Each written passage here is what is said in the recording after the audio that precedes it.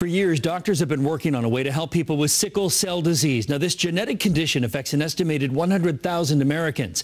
NBC's Erica Edwards joins us now tonight, and you've been following a local family's journey towards a cure. That's right. Sickle cell disease, as you said, is a genetic condition. It causes extreme chronic pain, as well as life-threatening organ damage and strokes. I followed our colleague's son, who has the disease, on his journey toward a cure for sickle cell. Any other questions for us today about the plan? The McDonald family has waited 13 years for this doctor's visit. So you know that something wasn't right. A bone marrow transplant for son Jensen, intended to cure him of sickle cell disease. I want to see this child live without pain. Here's the cause of the excruciating chronic pain associated with sickle cell.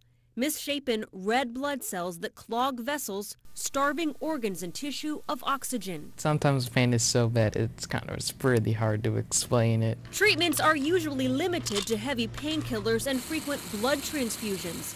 Ideally, a bone marrow transplant would replace the patient's blood and immune systems. But finding an exact donor match to cut the risk of life-threatening rejection is often impossible. The problem is that you only have a 1 in 4 chance of finding a sibling that's a match. Maybe you don't have any siblings, then you have no matches.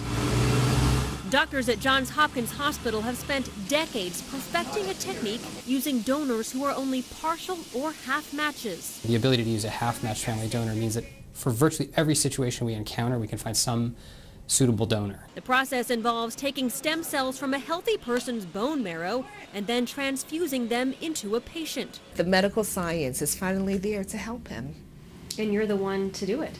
I'm the donor.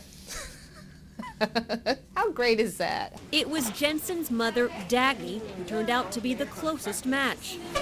Two surgeons worked in tandem, painstakingly harvesting bone marrow from Dagny's hips. This is where Dagny just had to give 4 times the amount of blood given in a typical donation, so doctors could harvest enough stem cells for Jensen.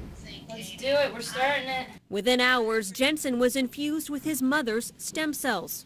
Dagny watching from the recovery room. Oh God, thank you, God.